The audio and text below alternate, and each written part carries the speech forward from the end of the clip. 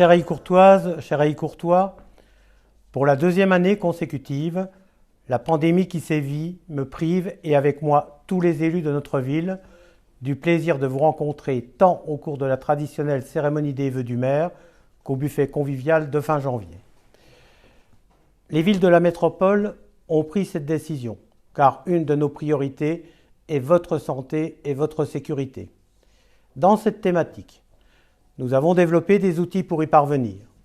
Un centre de vaccination Aïe Courtois, qui est certainement un des plus actifs de la métropole, avec des vaccinations sur place, mais aussi de nombreuses opérations délocalisées et l'organisation de vaccinations à domicile pour les personnes ne pouvant se déplacer ou très fragilisées. Je remercie tous les bénévoles qui ont répondu à son appel et viennent apporter leur concours au fonctionnement, notamment administratif, de notre centre de vaccination. Si vous souhaitez, vous aussi, vous investir dans cette démarche citoyenne de santé publique, vous pouvez aller rencontrer les responsables du centre de vaccination à la Maison du Temps Libre et faire acte de candidature. Ce centre fonctionne grâce à des professionnels de santé libéraux, des secouristes de la Croix-Blanche et des bénévoles. Plus de 400 personnes contribuent à son fonctionnement. Pour la sécurité de nos enfants, nous avons été une des premières villes de la métropole à tester, avec l'Agence locale de l'énergie et du climat, les détecteurs de CO2 dans les classes de nos écoles. Je tiens aussi à souligner l'implication de notre personnel pour la bonne gestion et le respect des différents protocoles mis en place et de leur évolution au sein des écoles durant cette année. Que ce soit au restaurant scolaire, pendant les temps de garderie ou pause méridienne, les agents communaux chargés de ces différents temps mènent à bien leur mission afin que les enfants vivent au mieux cette période encore marquée par le non-brassage ou les différentes obligations à respecter dans les locaux scolaires. Je remercie également nos enseignants qui veillent au respect des contraintes qui leur sont imposées par l'Éducation nationale et qui, bien que nécessaires, contrarient un enseignement serein. Nous leur apportons notre soutien avec notamment une réponse positive à leurs demandes d'équipements complémentaires et modernes en matière de numérique. L'année 2021 a été l'occasion pour la ville de répondre aux différentes propositions prévues dans le plan de relance numérique lancé par l'État en février. Aïcourt a reçu un avis favorable aux demandes formulées en juin dernier. Ainsi, un nouvel ENT, à savoir Environnement numérique de travail, a été déployé dans les 3 groupes scolaires dès septembre et des équipements numériques commandés pour les 3 écoles élémentaires et primaires. La livraison est attendue en ce début d'année 2022. Enfin, cette pandémie ne nous a pas empêchés de prévoir les classes de neige pour les élèves de CM2 des 3 groupes scolaires de la commune. 73 élèves doivent donc se rendre au carreau d'arrache du 24 mars au 1er avril prochain, en souhaitant bien sûr que nous puissions tous ensemble, par le respect des protocoles et des gestes barrières, maintenir un climat propice à la tenue de cette expérience toujours unique pour les écoliers aïcourtois.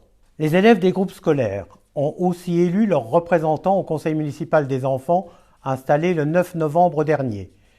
Pour les accompagner, par suite du départ brutal de notre collègue et ami Daniel Oliger le 26 novembre 2020, j'ai confié sa délégation dernièrement à Julien Arnoux qui a accepté de l'assumer. Il aura en charge 2 dossiers importants que sont la réalisation avec les enfants du CME d'une bande dessinée sur l'histoire de notre ville et aussi, à la demande de la métropole, la reconduction du séminaire métropolitain des conseils municipaux de jeunes avec pour thématique l'Atlas métropolitain de la biodiversité. La politique de la jeunesse s'étoffe donc avec une offre d'activités nouvelles comme l'organisation de mini-camps. La santé à Aïcourt, c'est aussi le déploiement de 17 nouveaux défibrillateurs dans des lieux publics, jusqu'alors non équipés. C'est la contribution à la formation d'un nouveau moniteur de secourisme au sein de notre équipe d'animation de la MTL. Aujourd'hui, nous avons 2 animateurs qui sont moniteurs de secourisme et nous étudions la possibilité de partenariat avec la Croix-Blanche afin de développer le secourisme sur notre territoire. En ce qui concerne la sécurité, nous avons renforcé les moyens mis à la disposition de notre police municipale, le partenariat avec la police nationale et nous nous sommes engagés dans la poursuite du déploiement du réseau de vidéoprotection. En 2021, Ce sont 4 nouvelles caméras de vidéosurveillance qui ont été installées. Ce programme est pluriannuel et fera l'objet d'implantation de nouveaux dispositifs dans les mois à venir. Le dispositif Voisins solidaires et attentifs a été perturbé par ce contexte sanitaire, mais continue son travail et nous attendons des moments plus propices pour réunir à nouveau tous nos correspondants de quartier. Qu'ils restent mobilisés car la police nationale et la ville ont besoin de leur contribution. Notre environnement est aussi un composant important de notre bien-vivre à Heillecourt et de notre santé. Nous y sommes très attentifs et avons mené plusieurs actions en 2021. En partenariat avec la métropole, nous avons planté 2 haies champêtres sur un linéaire de 300 mètres dans le cadre de la préservation de la biodiversité et de la préservation des couloirs écologiques. Nous avons aussi créé 2 jardins pédagogiques au sein des jardins familiaux, pour le bonheur des adolescents, des chantiers jeunes notamment. Avec le concours d'étudiants, nous avons contribué à la réalisation d'un petit guide vert à destination de tous les enfants, avec pour objectif la découverte et l'appropriation de la flore et de la faune du parc de l'Embanie, et à travers un projet porté par des étudiants de l'ENSAIA, notre parc a été retenu comme lieu d'expérimentation pluriannuelle pour l'opération pollinisateur du Grand Nancy par la connaissance de la biodiversité des plantes, leur identification et l'importance notamment de l'identification des plantes mellifères, modes de gestion différenciés et de fauches différenciées du parc ont été aussi abordés. Ainsi, la commune renforce son visage de ville nature. Nous mettons en œuvre un système d'arrosage autonome de l'ensemble des jardins familiaux par récupération des eaux de pluie des bâtiments communaux et allons replanter une quarantaine d'arbres sous forme de 2 mini-forêts pour remplacer les mélèzes qui sont morts dans le parc de l'Embanie notamment. Enfin, nous réaliserons plusieurs panneaux d'information dans le parc de l'Embanie et poursuivons une politique de requalification des entrées du parc. Nous avons la chance de vivre dans une belle commune verte, mais il ne faut pas oublier ce qui nous rapproche et nous apporte ce sentiment d'appartenance à une collectivité. C'est tout ce qui contribue à la création et au maintien du lien social. En ce sens, je voudrais remercier tous les présidents, bureaux et bénévoles des nombreuses associations de notre ville qui ont contribué à œuvrer pour que leur association, culturelle ou sportive, préserve ce lien social indispensable dans ce contexte très préjudiciable pourtant à son maintien. La commission animation cherche par tous les moyens dont elle dispose et dans le respect des règles sanitaires actuelles à donner aux Heillecourtois, à vous donner la possibilité de se rencontrer lors de diverses manifestations et conforter un accès vers la convivialité, l'échange et le partage. Malheureusement, cette année, nous n'avons pas pu organiser la traditionnelle rencontre conviviale qui clôture tous les ans le mois de janvier et nous ne pourrons pas le faire cette année en 2022. À la sortie de l'hiver, le traditionnel carnaval des enfants d'Heillecourt n'a pas pu être organisé, pas plus que ne l'ont été les rencontres avec les exposants de saveurs nature. Même les feux de la Saint-Jean ont dû être annulés pour éviter tout brassage de population et risque de propagation du virus. A l'inverse, et fort heureusement pour nos associations, l'éclaircie de la situation sanitaire de septembre nous a permis de remettre en place le forum des associations et de maintenir la réception destinée aux nouveaux habitants en mairie. Le soir du 10 novembre, à l'Espinette, c'est masqué qu'un public est venu nombreux pour participer à un nouvel apéro lecture. On peut saluer la venue de Saint-Nicolas, masqué lui aussi, et qui est venu égayer cette fin d'année pour le plaisir des petits et des grands. Notre ville et son CCAS, dont je remercie la contribution des élus et des bénévoles, n'ont pas oublié nos anciens et afin de renouer le contact avec les seniors, ils ont organisé une manifestation qui leur a été spécialement dédiée, le Salon du Bien Vieillir à Heillecourt, du 29 septembre au 1er octobre. Il a permis des espaces de rencontre et d'information à leur intention, et devant le succès et les retours positifs que nous avons eus, il a été décidé de reconduire le Salon Senior en octobre 2022. En réponse à des demandes émanant de l'ABS, Analyse des besoins sociaux, notamment sur la crainte de l'isolement engendré par le confinement, nous allons mettre en place une équipe Mona Lisa, à savoir un réseau de bénévoles s'engageant dans la lutte contre l'isolement social des personnes âgées. Un autre questionnement concernait la parentalité et l'adéquation entre le travail, l'accueil des jeunes enfants et son éducation. En collaboration avec le RAM, réseau d'assistantes maternelles, et le personnel de la Maison de l'Enfance, dont je salue le professionnalisme et le dévouement en cette période difficile, nous allons étudier la mise en place d'un espace d'échange et d'accompagnement à la parentalité. Pour la fin d'année, comme l'an passé, pour pallier à l'annulation du repas convivial, des anciens toujours appréciés, des colis de Noël composés de produits locaux dans le respect des circuits courts ont été distribués aux seniors de 70 ans et plus. Cette distribution nous a permis également d'interroger les seniors sur leur ressenti face à la situation sanitaire. Pour vous aider, anciens et plus jeunes, et pour lutter contre la fracture numérique et l'électronisme, un conseiller numérique a été engagé et s'est mis à la disposition de tout Heilcourtois désirant se former et s'informer sur l'informatique et assurer la protection de ses données. Une borne numérique a été positionnée à la mairie pour permettre à chacun d'avoir accès à Internet. Aujourd'hui, l'Internet est un mode de travail et de communication incontournable.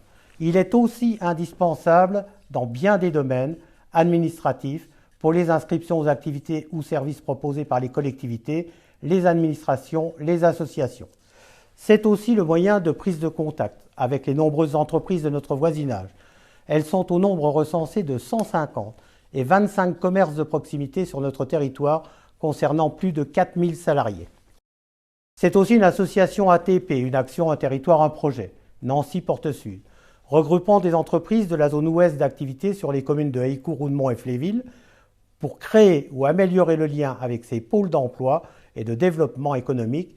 Nous avons mené plusieurs actions qui seront poursuivies, comme le référencement sur le site internet de la mairie de l'ensemble des entreprises et commerces en activité sur la commune.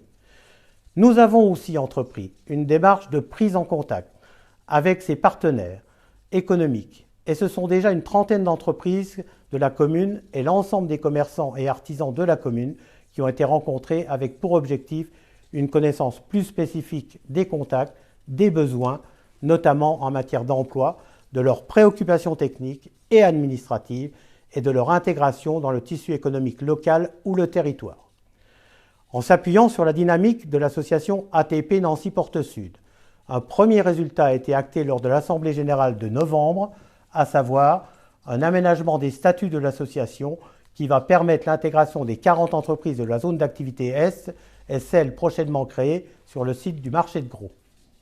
Comme je le rappelais précédemment, Internet permet un moyen de communication rapide avec vous tous. Pour autant, nous ne nous sommes pas satisfaits des moyens dont nous disposons et avons décidé d'améliorer encore nos dispositifs de contact avec l'ensemble des Heillecourtois. Après un travail de restructuration complet au cours de cette année qui s'achève, début 2022 verra l'arrivée d'un nouveau site internet de notre ville, plus convivial, plus réactif et plus attractif. Dans ce domaine, notre priorité est de permettre à tous les Heillecourtois d'accéder aux informations de façon rapide et efficace à travers différents supports. Ce site mettra en valeur également les attraits de la ville de Heillecourt. L'ouverture du site internet sera couplée avec l'installation d'un panneau d'affichage lumineux à l'entrée de Heillecourt en haut de la Grande Rue. Vecteur d'information instantanée et réactive afin de permettre à nos concitoyens d'être au cœur de l'actualité de leur commune, ce panneau complétera la gamme des supports de communication déjà mis en place par la commune. Ce programme sera poursuivi en 2022-2023 avec l'installation d'autres panneaux d'affichage lumineux. Je voudrais saluer et remercier nos services techniques et notre nouveau directeur Florian Garcia qui a pris ses fonctions il y a juste un an. Le contexte dans lequel il travaille avec ses collaborateurs est difficile. Les réponses ou interventions des entreprises sont retardées par cette pandémie et M. Garcia passe beaucoup de temps à relancer les intervenants extérieurs pour avancer sur un certain nombre de dossiers d'investissement importants comme le transfert de l'école de musique à la Maison du Temps Libre, la réhabilitation des ateliers municipaux, le dossier de restructuration de l'école Victor Hugo, le nouveau parking pour améliorer le stationnement aux abords du parc de Lambani, notamment lors des manifestations multiples ou de grandes manifestations annuelles. Enfin, sur le plan des finances locales et dans le respect de nos engagements, nous avons maintenu les taux d'imposition de notre ville sans augmentation. Et je remercie Joanne Ruyère et ses services de la comptabilité pour son attention soutenue et ses conseils. Mes chers concitoyens, La gestion d'une ville requiert une attention quotidienne en temps normal. Dans ces périodes troublées par la pandémie et avec toutes les contraintes qui s'imposent à nous par décision préfectorale ou ministérielle, je peux vous assurer que ce suivi financier est beaucoup plus difficile, ne serait-ce que par la perte de recettes du fait notamment du manque de location de salles et par des dépenses plus importantes en matière de charges de personnel pour adapter le fonctionnement des services. Nous poursuivons avec conviction, ténacité et avec l'appui de nos services notre programme annoncé pendant notre campagne électorale. Avec vous tous, nous souhaitons retrouver une vie normale le plus vite possible et cela dépend de chacun d'entre nous, de tous les Français, de tous les êtres humains qui peuplent notre terre. Alors en ce début d'année 2022, tous les élus et tout le personnel territorial de votre ville, de notre ville, formulent avec moi leurs meilleurs vœux pour cette nouvelle année et plus que jamais nos vœux de bonne santé. Vous aimez vos parents, vos enfants, vos amis, alors protégez-les, protégez-vous. Vous savez comment et la ville de Heillecourt vous en donne les moyens. Confucius disait « Nous avons tous deux vies.